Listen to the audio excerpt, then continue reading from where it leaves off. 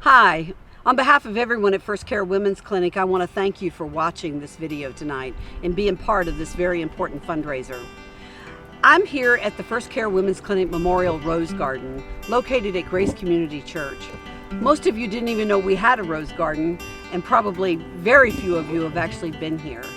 This rose garden commemorates unborn children lost to abortion. It's here for their mothers. Like we go to grave sites for our loved ones, mothers can come here to memorialize and remember the lives of their children that they lost from abortion.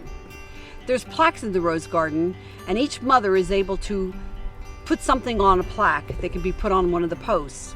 Sometimes they write scriptures, and sometimes they write a little message to their child.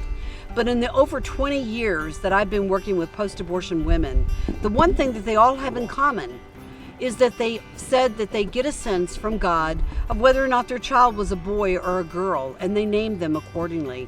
I just find that so incredibly interesting. The video that you're about to watch also remembers unborn children and recognizes their humanity, even though they were lost to abortion.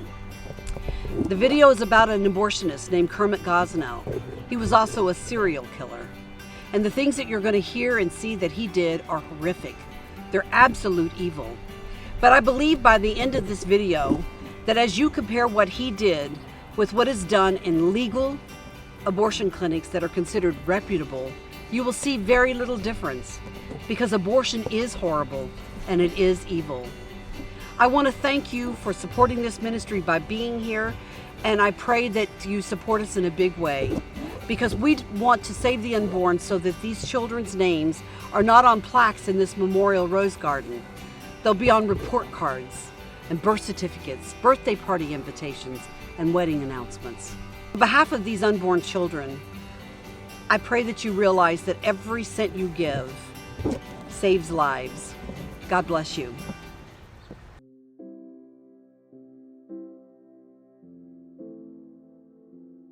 I'm here today with Maya and Devon. And Maya, you came here last year sometime, right? Yes. And at that time you were already 11 weeks. 11 weeks. Is that right? Yeah. I didn't know that at the time. I just took a pregnancy test, so I came here to confirm the pregnancy, and I was considering abortion. I felt like I wasn't ready first. I was 23 years old. I'm 24 now.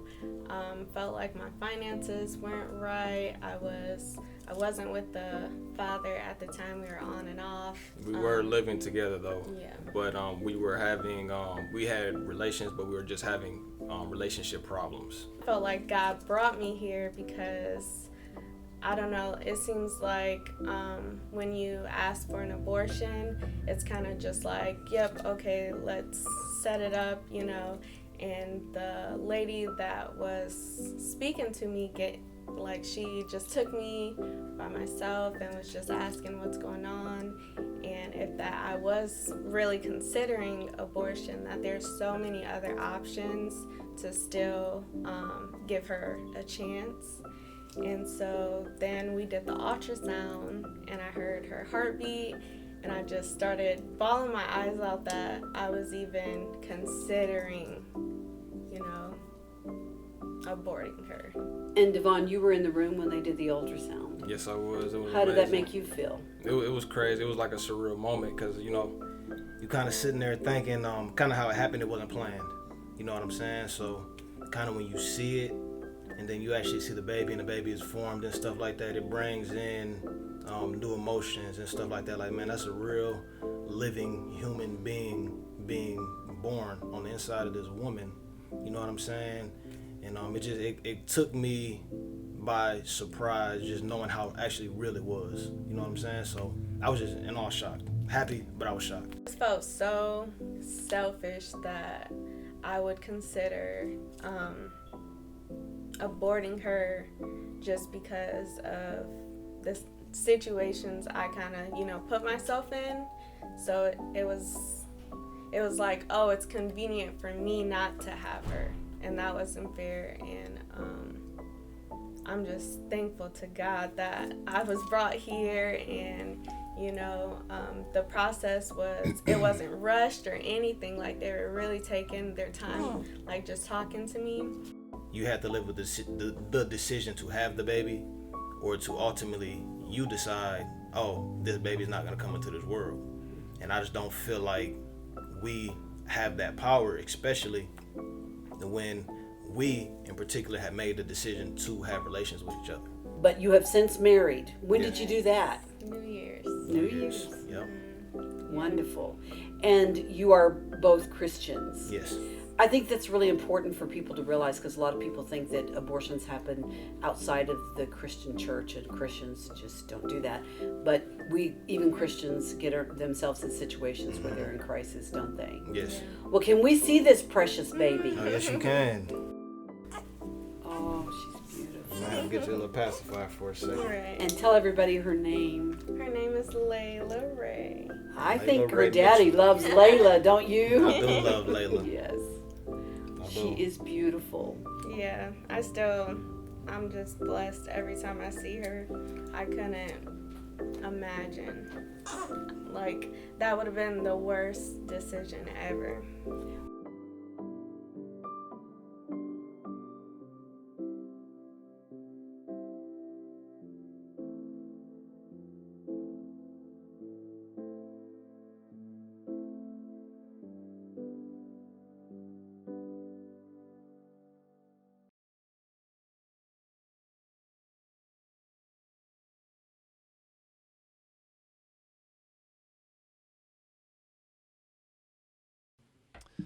So we are welcome a guest into the lair. This is your first venture into It the lair, is. Lori?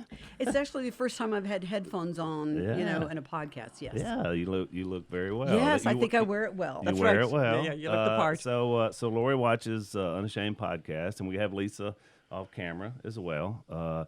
These guys are with First Care Women's Clinic, which is in Georgia, outside Atlanta, right? Yes. Yes. Right outside Atlanta. And so I guess, Lori, the reason you're here is because you watched a podcast where we had Anna Phelim on with Dad and I, and as part of our discussion of just me explaining how we met and our relationship and how it's gone, because one of the first projects that we worked on was the Gosnell project with you guys. I mean, a part of your book, and so I was fascinated by these guys, and so they came to Louisiana. We're on the podcast, and then you happen to see that podcast and thought, man, during COVID, and we're trying to figure out how to speak to our supporters and all that. What if we just did a podcast, style discussion? So that's kind of where this came from, right? Yes, it is. And it brought you here to Louisiana. Tell the folks a little bit about what you guys do and the clinic and Well, that we're type in of thing. Georgia. Georgia's a real high abortion state in the country, very high. Some people wouldn't expect it because it's in the South and there's a lot of churches and strong Christian faith, but it's extremely high, and that has a lot to do with Atlanta.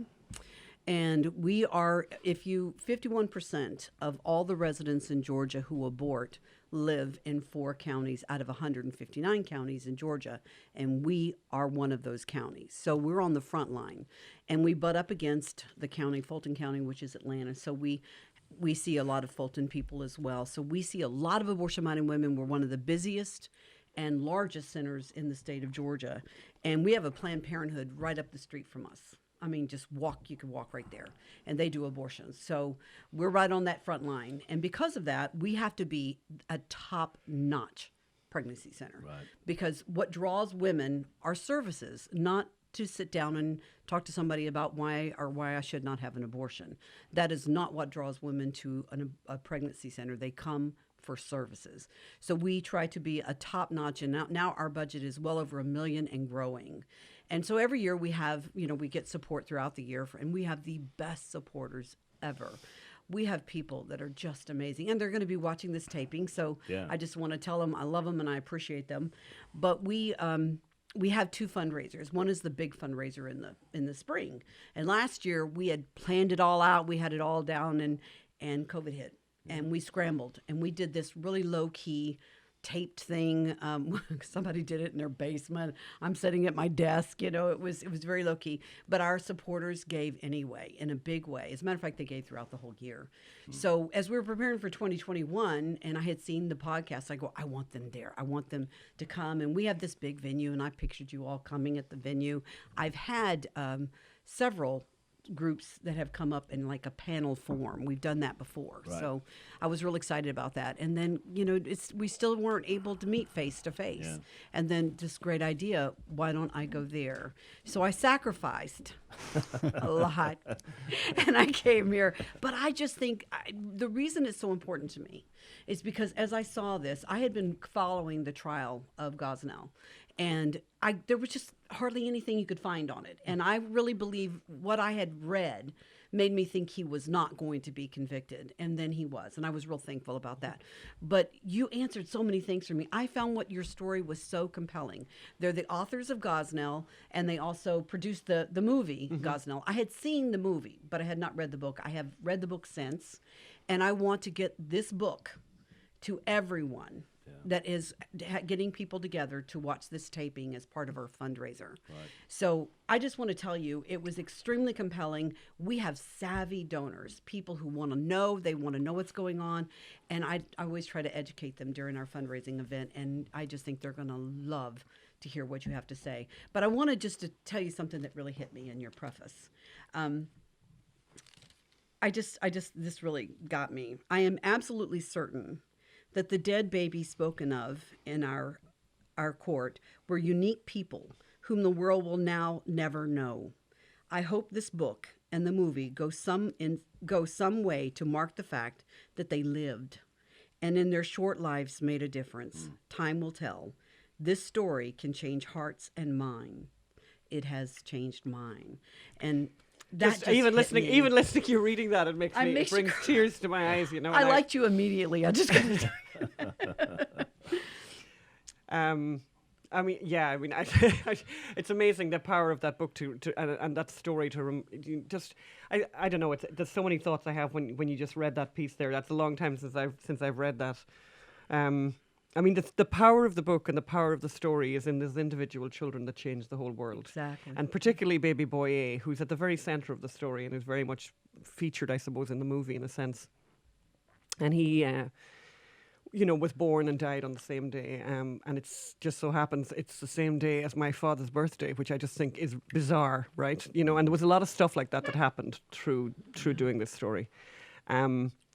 And he was a very big child. He was the child that Gosnell joked about. This baby is big enough to walk me to the bus stop. Yeah. And the baby was born alive, and because that was the method that Gosnell used. He wasn't an OBGYN, so he filled people up with Cytotec, and they basically dilated, and the babies fell out.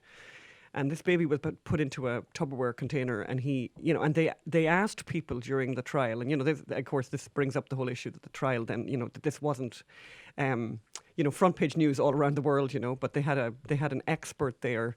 First of all, they had somebody there who had witnessed it, and they said, well, what did he do? Like, what did the baby do? And Karima Cross, they asked her, and she stood up, and she did this, and she curled herself up in the way that this baby had curled himself up. And then they asked a neonatologist, an expert in children of that age, what's it like? What are those preemies like? And that expert said, well, they hate, if you were in a proper setting, if you were going to take care of a baby like that, they like the dark or light, because the light hurts their eyes, and they're cold. And of course, in Gosnell's clinic, he got none of those respects, and he was just thrown into this Tupperware container, and he was so big that his legs came out over the side of it. There's photographs on the internet for all time, But he had such an impact on Adrian Moten, who was one of the workers there, that she took a photograph. And she took a photograph. I mean, the child, was then killed, a period later. His neck was cut like all the others. But she kept the phone. And when the cops caught up with her eventually... She kept it for years. She kept it for years. And Jim Wood was the cop who caught up with her and, came to her door. And she was always thinking someone's going to eventually come here. Yeah. And she said, hang on a minute. And she kind of went in the back and she, you know, the way you have a mobile phone, you get an old one, you get a new one, you know, you throw the old ones out. She held on to it and she handed it to him and she said, there's something here you're going to want. And they had to send that phone to Quantico to retrieve the image of baby boy A, which then became a very centralised image, which was projected in front of that jury. But she said, now I'm free. Wow. Like, that's what she said when she gave over the phone. And I said to her, you know, I was on the phone and I was like saying to her, you know, God, what was it like to be arrested? It must be awful. And she said, I wasn't arrested. I was rescued. Wow. And her life has really turned around. But I mean, her and Cream Across and a number of other people who saw that baby, he had, and Phelan makes a really eloquent point about this, where he says that you could live a very long life and not do anything consequential, you know, not consequential, right? Yeah. You could do lots of really important stuff, but nothing really, really consequential. And this child who lived a number of hours could change the whole world and has changed people already, and we know that. Right. Your Honor, may the Commonwealth publish the exhibit to the jury? You may publish. Ladies and gentlemen of the jury, this is the photograph that Betty Goodwin took of baby boy A on the night of July 12th.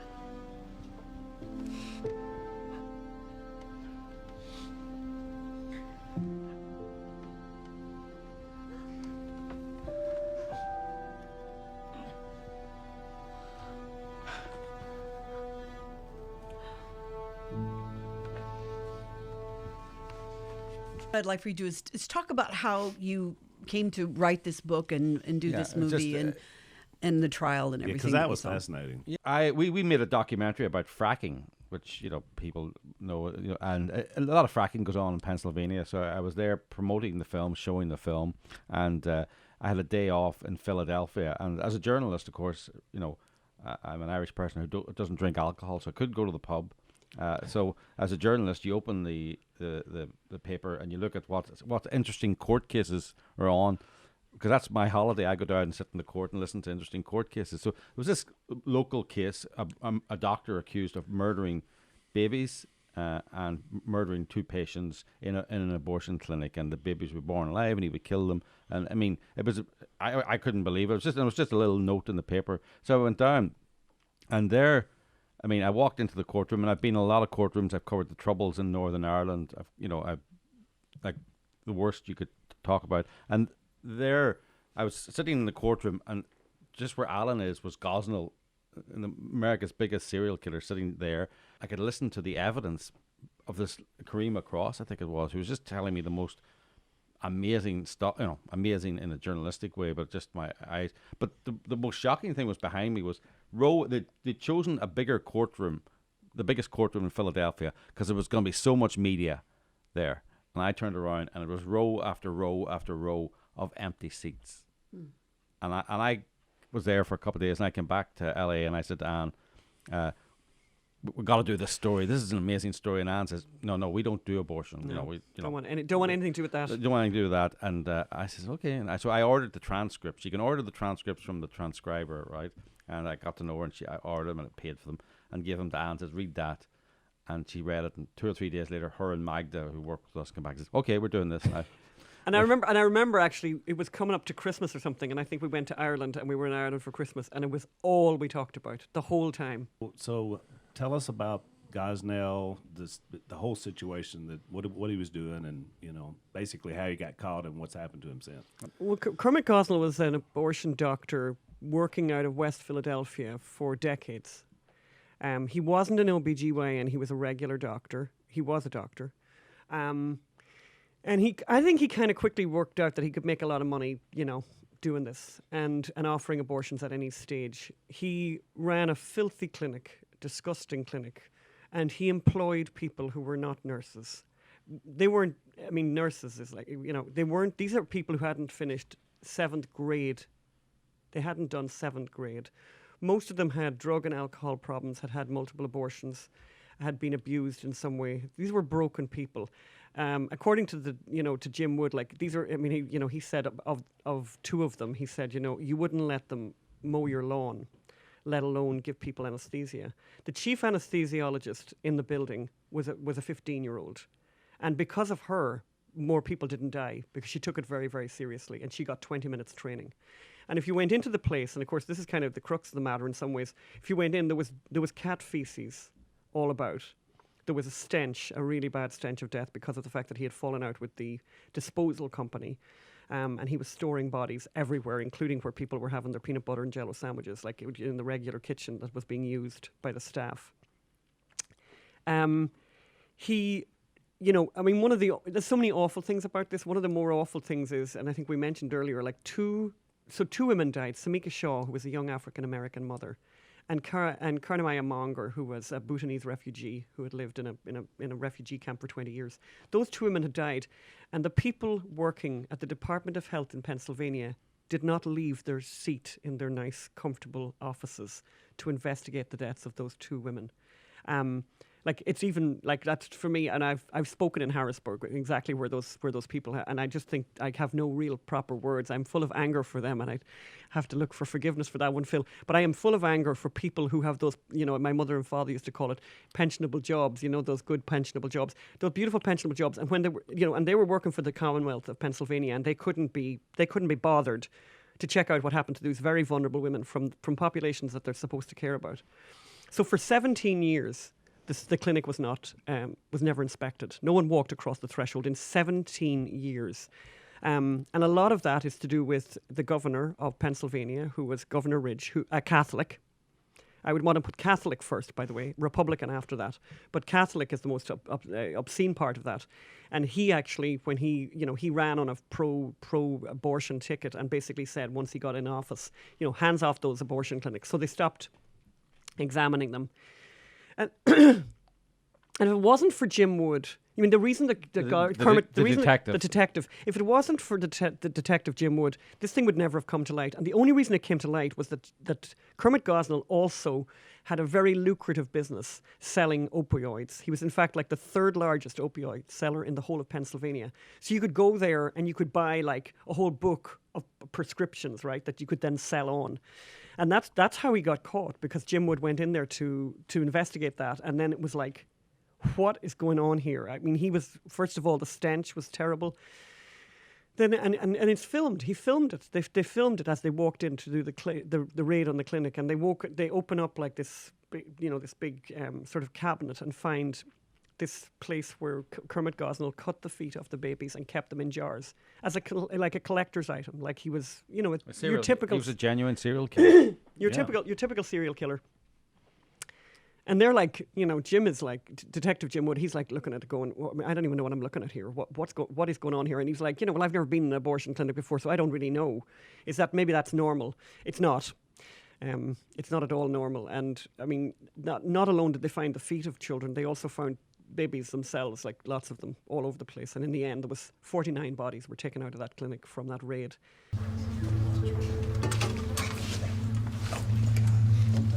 What is this, the lunchroom? Lunchroom? I'm good. No lunch for me.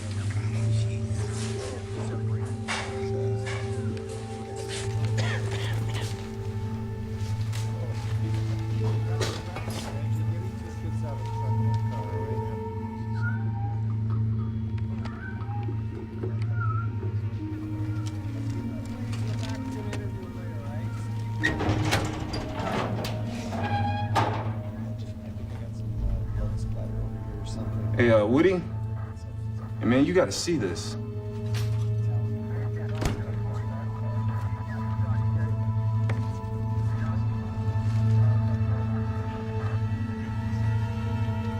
Why?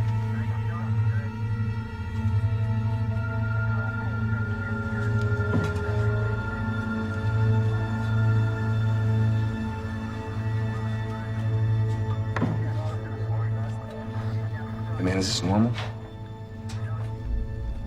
I don't know. I've never been in an abortion clinic before.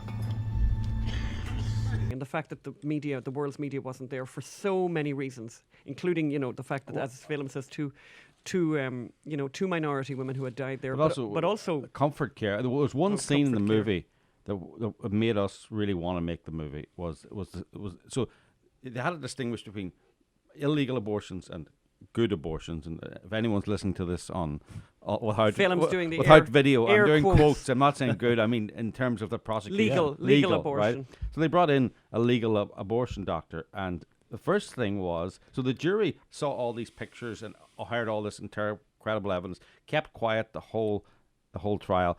So they asked the abortion doctor, how many abortions have you done in your career to establish her credentials? And she said 40,000. Right? And that's the noise the jury made. They gasped. The jury gasped, right? It was the only time they gasped in the whole trial.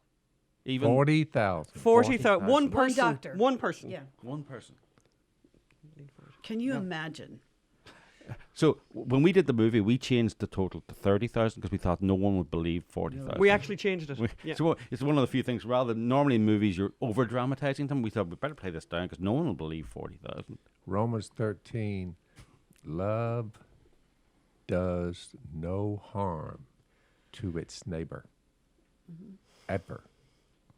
You say, I think at the root of all this, we have a severe shortage of love for each other. Yep. The greatest commands in the Bible, love God and love your neighbor. I don't see the downside to that. Yeah. There has to be some kind of evil, full of hatred, to slaughter your own child. They just compartmentalize. That's what this person did. They just shut 40,000. They just shut off in their minds. Once you get to 400, what's 40,000? Funny, that's very interesting. I was asking someone, how do you get someone into the abortion industry, right? Young, and they say they get medical students and they pay them money. I was going to say, it's and very once lucrative. once you do one, you see, and you start off with the smallest abortions, you know, the young, and it doesn't look like that, and then they promote them, but once you're in the system, then you have to keep defending it to yourself. But this doctor then was asked, what happens if a baby is born alive? And she got really angry, and then he said, well, we give it comfort care. And the what's comfort care? We keep the baby warm, set it aside, eventually it will pass. So starve it to death, basically. Starve it to death. And that's dehydrated. And that's what Governor Northam was talking about Correct. in Virginia. And when I heard that evidence, I was going, the world doesn't know about comfort care. The world needs to know about comfort care, and then they need to ask, is this the kind of world we want to live in? But we need to tell people this is a genuine... It's the reason why we made this particular scene in the movie, and I think we will show this scene in the movie right now. But this scene in the movie is the whole reason why we made the film, because we thought I've never heard anything like this before, and this is directly from the transcripts of the trial. Dr. North, how many abortions would you say you've performed in your career? I have performed over 30,000 abortions. Have you ever had a live birth during an abortion attempt, doctor? No, I have not. Because we listened to the sonogram to ensure that the fetal heart has stopped. Well, what if you made a mistake? We don't. Well, what if you did? Objection. Hypothetically, Your Honor. Your Honor, she's a medical expert. I'd like to have her opinion. Overruled. I'm going to allow the question, but stay on point, counselor. What would you do if the baby was out and it was breathing? We would issue comfort care. Comfort care. Can you define that for us? That's keeping the fetus warm and comfortable. Eventually, it will pass. Eventually, it would pass.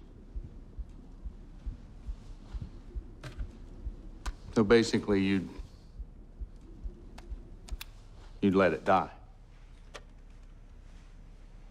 I've always said, law is we can change the law about abortion, but actually we're going to have to change minds about abortion. Change hearts. We're going to have to make it unfashionable, and that sounds like a terrible term, right? Unthinkable. It's just going to make it something like that good people won't do, right? That at the moment, unfortunately, there's so many good people who don't know what abortion is, and I think we were one of those people too. By the way, how did we get to almost middle age, let's say, without knowing what abortion was really? Well, I think that's intentional. I think that's very intentional on Planned Parenthood's part.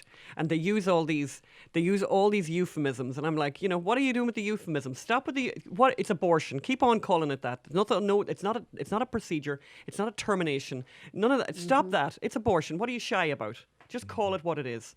I have a text. I read somehow I knew you would have. I was text. hoping you would. I was hoping he was. I was watching him there. Laurie knows, Dad. He can get the text. I was thinking about this last night on the slaughter of unborn children, and it reminded me of something similar to this, the kind of mind that does these things.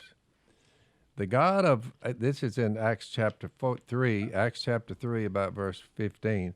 The God of Abraham, Isaac, and Jacob, the God of our fathers, has glorified his son, his servant, Jesus. You handed him over to be killed, and you disowned him. You disowned him. So these people that handed Jesus and cried out, crucify him, you disowned him before Pilate, though he had decided to let him go. You disowned the holy and righteous one and asked that a murderer be released to you. You killed the author of life. So we're not too far from the same concept. Right. You have children at their age inside their mother's womb who have not come close to any kind of sinful behavior. They are pure. Mm-hmm. They're safe. They're pure. And to disown them, I looked up disown, to refuse to acknowledge, to repudiate, to cast off. That's what they did to Jesus, the Son of God, the author of life. And you say, if you're brutal enough to slaughter the author of the living, Jesus Christ, there's nothing you won't do. So I've just looked at it from a biblical standpoint, to repudiate a child in your womb, your child. To disown him. Right. What the apostles were saying is, you disown someone when you say, kill him, kill him, kill him. Here's a mistake-free God. Never made a mistake. Nothing. You say, well, surely you can't hold anything against him. They slaughtered him. Mm-hmm. That kind of mind will slaughter their offspring. So I have a question. Is it... In the Old Testament, it seems that immoral conduct was the fuel of killing their own children. They were so immoral. A lot of sexual activity brings forth offspring. Right. And they were so immoral, like we are today. Nothing has changed. The immorality rate is so high that there's these children. So what are we going to do with it? They're viewed, instead of as a gift given one from God, they're viewed as a burden and something that needs to be eradicated, repudiated, and disowned. So they just have a wall up.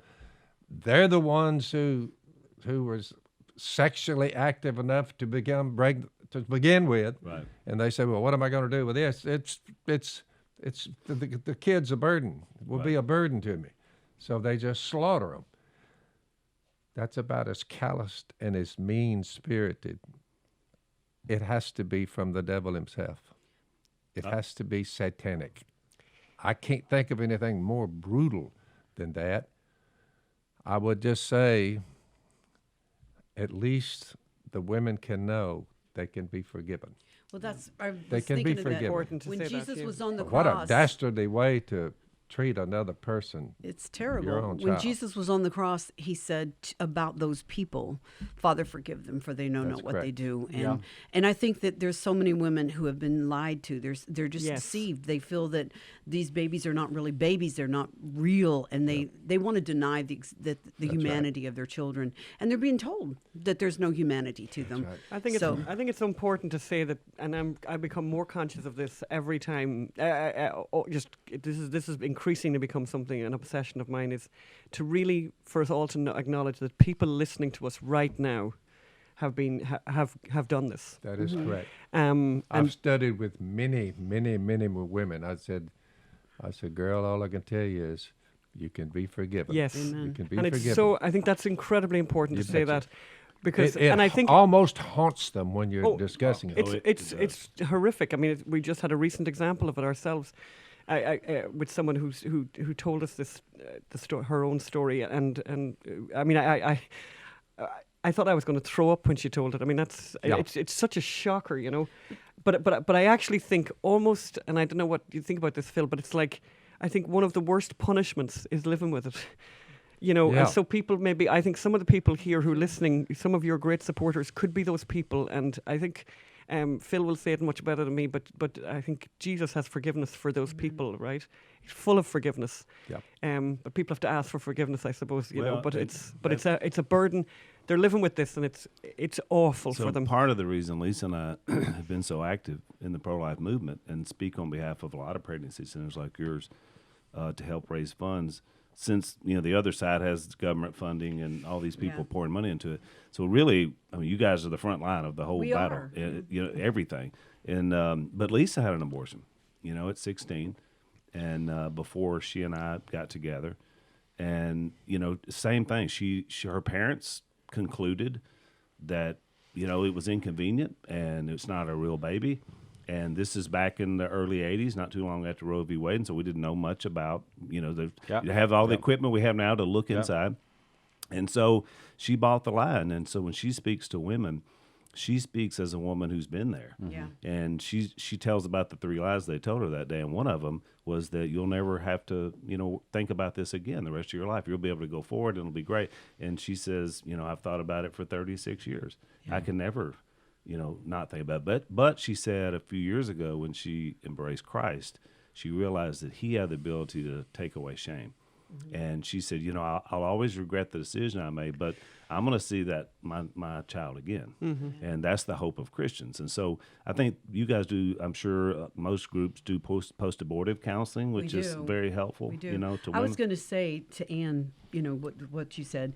Don't you think that sometimes when I watch pro-abortion women, feminist women, and they're marching and everything, and it's all about abortion now, by the way. It used to be about women's equal rights, equal pay. It's all about abortion now. Yeah. And they won't let pro-life people in, but anybody else is okay. But I look at them and I think, they're probably post-abortion, either because if you've had an abortion and you realize or you accept that what you did was bad, it's real bad, and you just can't go there. You just can't go there. So you will fight it, and you will actually fight for the right to abort, just because if you don't, that means you killed somebody, and it's too painful. But we do have post-abortion recovery, and what I love about it is we have people that come in who are still very sexually active, still living a lifestyle, have had abortions, and they come in, and then we have people from the church. So we have church women coming together with these women, and it's a beautiful thing. Yeah. It really is. I think the biggest change has been, just in the pro-life movement in general, is it's much more pro-love now. And before, we were, the people on our side were the angry people and the signs, and it seemed like harassing women into trying to make better choices, instead of saying, look, we want to tell you what this is about. We want to show you your child. And the other thing, I think technology has been our greatest ally. Yeah. As we now can see more and more inside the womb. The ultrasound, yeah. Has really been a 4D, benefit and a 3D. blessing. So what you Yeah. guys do, because what is it? I mean, it's not 100%, but it's almost 100%, right? Once a woman actually sees that child. It's remarkable because they really believe the child is nothing. Right. You know, Yes. they really believe they're not going to see anything. Right. But I can tell you, I've stood in the room when we were doing an ultrasound, and these babies, it's like God just has them show out. They wave, and we have this one picture. Oh, that's Oh my great. gosh, you should see it. The baby's hand is like this, and it's just beautiful. Oh my God. Just beautiful. But to see that and hear this Well- this woman, she looks away. And she doesn't want to see. She goes, "Don't show me that. Don't show me that." And she's crying. And you know, we're talking to her. And I remember this one particular one where I couldn't reach this woman for days. And she finally did call me, and she says, "I need to see that again." She said, I made an appointment for an abortion after seeing this ultrasound, but if I could see it again, maybe. And she ended up coming and having the ultrasound. But it's hard to watch and stand there and find out that that baby was aborted. It's funny. So I think I mentioned to you yesterday that I watched a pro-abortion movie, a HBO movie the other day called Unpregnant. And, you know, and she goes to this Planned Parenthood clinic, and, you know, they have to do some kind of, whatever, they do some kind of an exam on her at some stage. And she's lying on a bed, and the woman says to her, you know, you don't have to look at the monitor. And I thought, I'd say they might even say a little bit more than that. Yeah. But I thought it was interesting. Why not? You know, isn't information a good thing, you know? But it makes me think about... this one woman who went to Gosnell's clinic, and it's you know, in the midst of the whole Gosnell thing, it's so important to find if there's anything good you want to you want to chase after that, you know. And there were these good stories, wonderful stories, including obviously the police officer Jim Wood, who's just a rock star and my friend forever. I could tell you liked him. Oh yeah. No, as I said to him, you know, unfortunately we're family now, but this one woman, she, you know, because they had a grand jury process, because when this case, you know, emerged and it was discovered, it was such a mess of information, and people were like, I don't even know what's legal and what's not legal here. So they had a grand jury, and they brought in lots of witnesses to say what they'd seen and what had happened. And then they brought in this one woman and was like, well, what happened to you? And so she described that she had gone for an abortion to Gosnell's clinic, and she was very pregnant. And, you know, for some reason, when she was there being examined by him, she kind of started to acknowledge her pregnancy in a way that she hadn't before. Because I think people do this kind of denial thing. And so she started asking him sort of very specific questions about what would happen to the baby afterwards. And she said, you know, what happens to the babies afterwards? And he said, well, we burn them. And then she was kind of, you know, and she was super pregnant. I mean, she was very pregnant. And he did abortions at any stage. And the process was that you'd receive this cytotech, this thing to dilate today, and then more of it tomorrow, and then on the third day, you know, if you were very pregnant, you'd eventually give birth to the baby. Was what he did. She went home and spoke to her cousin and said, you know, started a conversation with the cousin, and then in the grand jury, Christine Wexler said to her, "What happened then?" And she went, "Oh, my baby started kindergarten today." Yeah. And the grand jury, and we didn't do it in the movie actually, it was for a dramatic reason. But the truth of what actually happened was that the grand jury stood up and applauded for the first time in anyone's memory ever. And the reason was grand jury is all a grand jury, you know, and but they're there with their serious. but they're ordinary people. It was women with their knitting there. It was ordinary people who, you know, retired people and teachers and all kinds of people were there in that grand jury room. But they had heard for a year the most demonic stories, the most horrific stories you've ever, and suddenly they had something amazing. Yeah. So when we did the film, we were like, we have to have that, because that's like a great story, you know. And then the actress, I mean, there's layer upon layer here, but the actress who played the role of that girl was not an actress. She was a woman who worked in an IHOP in Oklahoma City, and the director met her and said, I think, would you mind being in my movie, right? So she's in the movie, and so the movie is shot out of sequence, and so we shot the very last scene in the movie first, and so we were outside this building in Guthrie, actually, in Oklahoma, and so I hung out with her like a lot, and just chatting and whatever, and then the next time she came back was maybe 3 or 4, 5 days later, and it was for the scene in the grand jury, and she was like, she saw me, and she was like.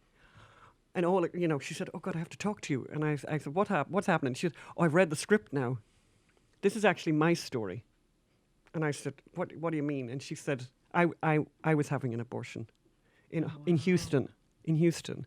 And she said, and this is I'm going to make you cry yet. That's my intention here.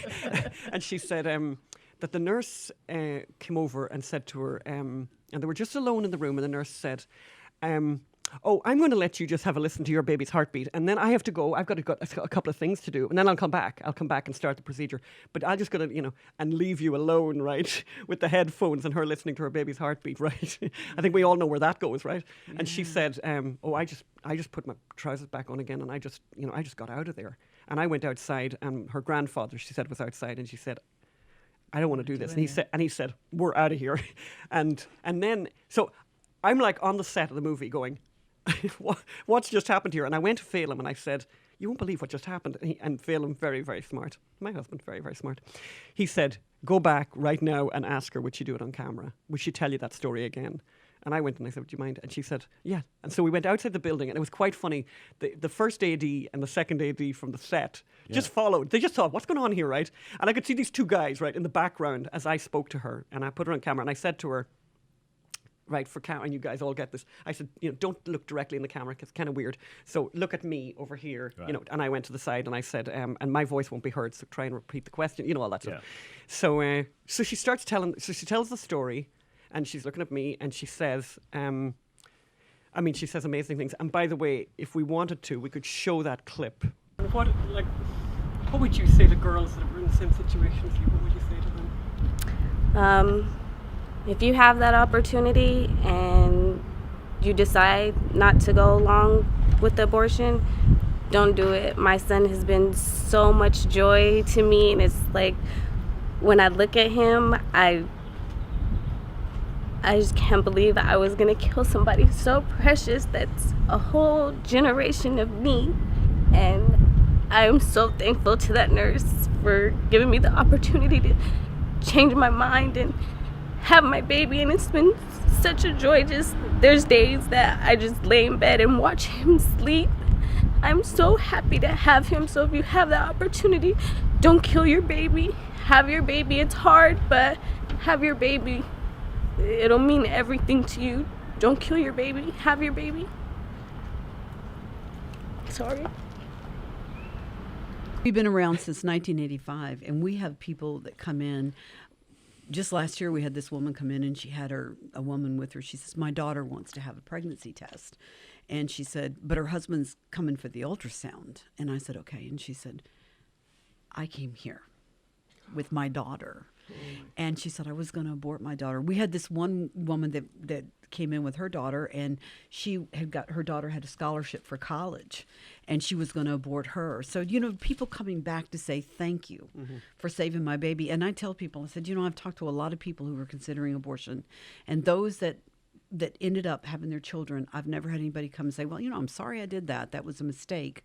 I said, but we have so many people that come in and say, if I could just go back and change that. I think at this point of our discussion, it's a good time. And I love what you said, because everybody that's watching this obviously has a heart for what you guys are doing, has been supportive, and hopefully there'll be some new supporters that are watching this. And I think it is we talk a lot on an Unashamed podcast about us, forget about the walls of a building or the walls of a cathedral. I mean, we have to live it every single day. And you guys are the front line of pro-life battle. And so therefore, as individual Christians, no matter what our church is doing or not doing, or our higher ups and leaders, we have to be engaged.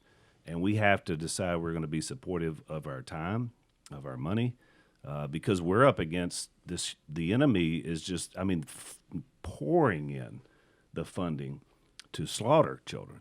So who's going to stand up for these guys? Who's going to be there? This is the civil rights movement of our generation to stand up and say we're going to do something about that. I think that right now, and I don't want to get political, but with the new administration, they have designs to liberalize abortion like it's never been liberalized, and you can't even imagine what that would look like. But for one thing is immediately government funding, which is taxpayer funding given to people who provide abortions for people overseas, which is something that Trump did not do. And I believe that, the Equality Act is going to affect all Christians across the board. The churches are going to be affected by that. There's going to come a time when pastors and Christian leaders are going to have to make a decision: do I stand for God or do I not? Because there's going to be some persecution there, because it would be a crime. And that's going to happen to us as well. Pregnancy centers have been attacked throughout the years, but I think that's going to become more and more aggressive. And it's going to get very hard. It's going to get much harder if they ultimately, what I think that they would like to do is take away all state rights. And that means that, the states that restrict abortion, because federally abortion is legal in this country to term, and then states restrict it. Well, they would love it if they take all state restrictions away and women have access to abortion at any point of their pregnancy at any time. And that's a slippery slope that goes into infanticide and all kinds of other things. The lack of love has a lot to do with we are desensitized. We don't love our children. And if we don't see value in our children and our unborn children, it's hard to value yourself. You start losing value for other people. There is a huge chasm between the Supreme Court and the Supreme Being. Big chasm. And if you ever lose that and ever get that mixed up, you're in for hell on earth. So, Lori, what are you guys looking for in terms of people that are watching this and hopefully have been moved to say we want to help more than we've done before? What do people do to be able to support you guys? One of the things I put a little tape together, which they watched before this tape, which talked about what's going on. But women come to us for medical services, and one of the things that Planned Parenthood always said was, we see so many people, because we develop relationships with them, they come for all these services and they come back to us.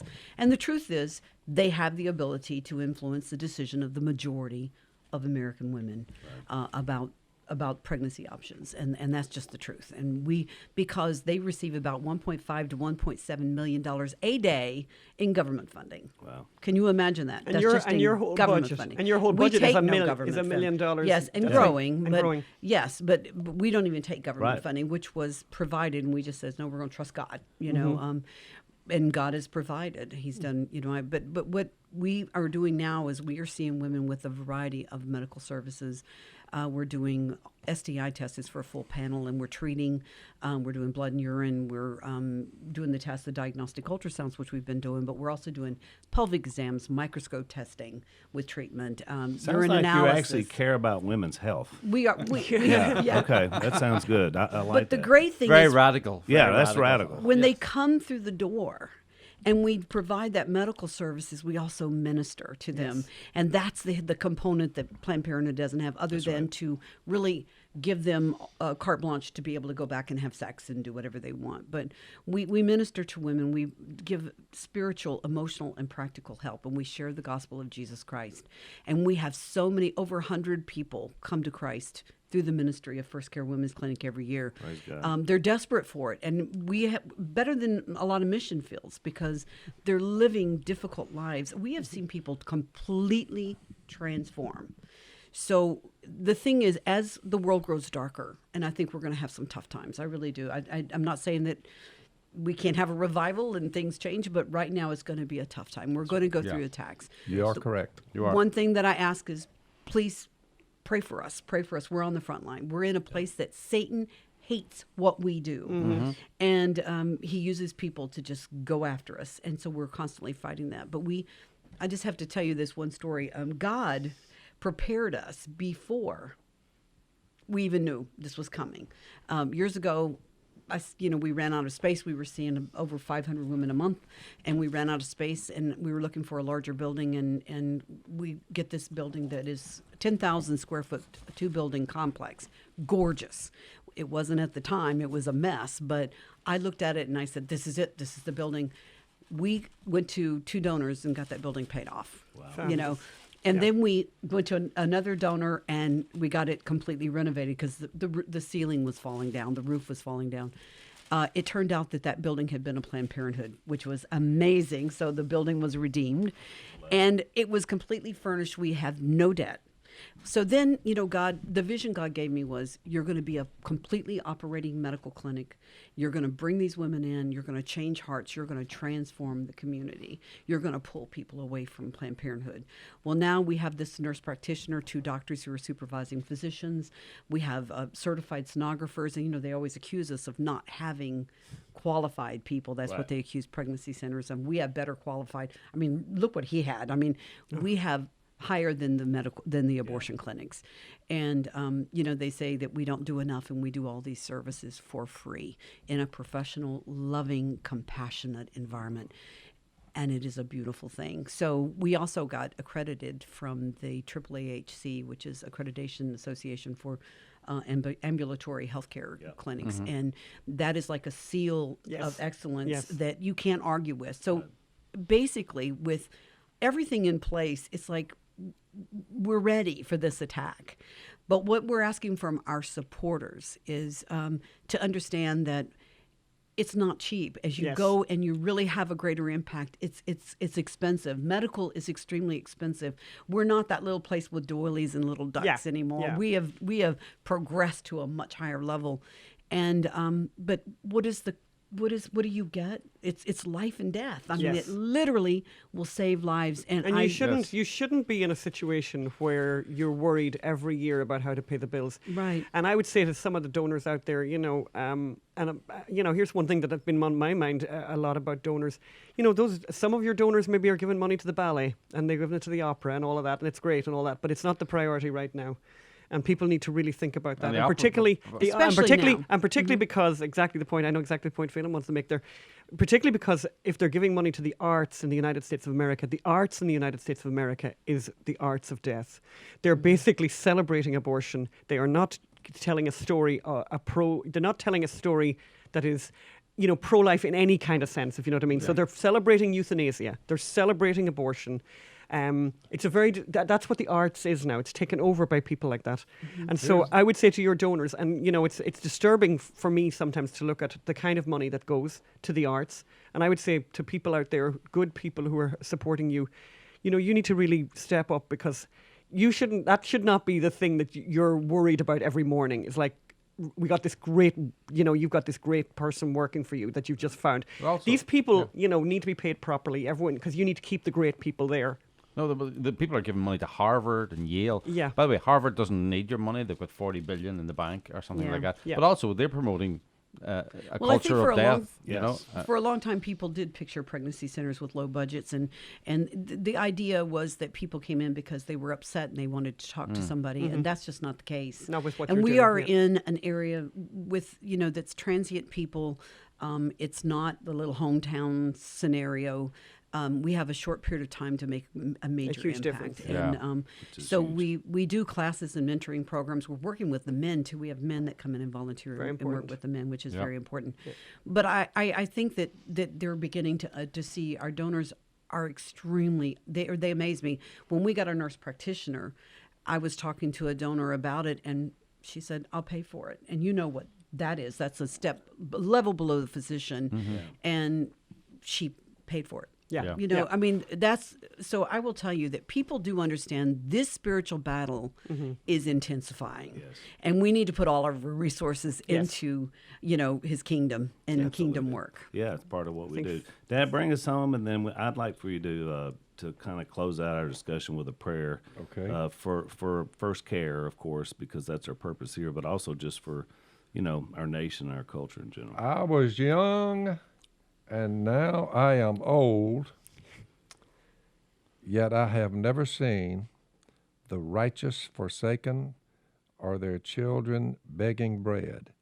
They are always generous and lend freely. Their children will be blessed. So I just simply say, be generous toward God. Yes. And that old adage from the psalmist, he was correct. You never see the righteous. They smile even when most people would say, they look poor. But I've been poor with God, and I've been rich with God, and I can live with either one. So we used to sell fish, but now we just looked up one day and I said, boy, God has really poured the blessings out on us. I want everybody out there in computer land to realize there is a slaughterhouse happening right in front of us. It's shameful how we have turned on each other and taken for granted how great life is. Just take it away. And so for all you girls out there who have fallen victim to this particular sin, thank God that the blood of Jesus was shed for your sins, girls. That's right. And all the rest of us, we just need to pony up, and we need to present ourselves as one. We have God on our side. We're not going to lose. Right. He always wins. That's right. So I would just tell everybody out there, be generous toward God, especially in something like this, when this kind of murder and mayhem was going on of the offspring of our country. It's a tragedy. It is. Offer up that prayer for us, Dan. Father, I thank you for hearing us today. Father, we believe you made the cosmos and that you will take this one away at the end of this age and give us a new heavens and a new earth, the home of righteousness. Oh, I long for it, Father, that I could just be with a group of people and our whole world would love you and would love each other. I would just love to see that. So, Father, for the poor, innocent children that have been slaughtered at the hands of godless men, I would just simply say, Father, forgive them, the ones that are guilty of this crime, murdering their own children. Forgive them, Father. You are the great healer. You are the great Savior of the world. You purchased us with your blood. You've given us a great hope to be raised from the dead by your resurrection 3 days after they killed you. Father, your last words, your Son said, was that you would forgive them, for they just didn't know what they were doing. Help us, Father, look into this current problem. This stench of death is all around us. Help us to help the ones who have fallen victim to this. We love you. Thank you for loving us. Help us to love each other, Father. Finally, love each other. In the name of Jesus, I pray on behalf of all the little children who have been sacrificed and are with you. Amen. Amen. Thank you for watching this video. And whether you watched it in a living room with a lot of friends or you watched it by yourself on your laptop, I know that it impacted you. It did me. The story of Gosnell had a major impact on me, and I wanted to bring that story to you. So now the question that you have for yourself is, what is your call to action? What is God calling you to do to support the life-saving efforts at First Care Women's Clinic? We didn't do this alone. This growth came from a group of supporters who have supported us over the years financially that allowed us to now be in a 10,000 square foot building, so professional, seeing more women and men because of the medical services we provide and reaching them with the hope of the gospel and the truth of abortion. We have a ways to go. Now is not the time to go on the defensive, but the offensive, to move ahead with confidence that we can really see a transformed community for life. I'm asking you to give. This is a fundraiser, and we need this support. And you probably had an idea of what you were planning to give. And I'm going to ask you to give more than that. I'm also going to ask you to commit to give on a monthly basis, to sustain our day-to-day operation, and to give that one-time gift that will ensure our continued growth.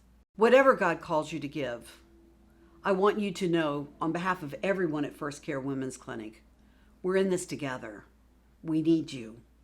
And thank you.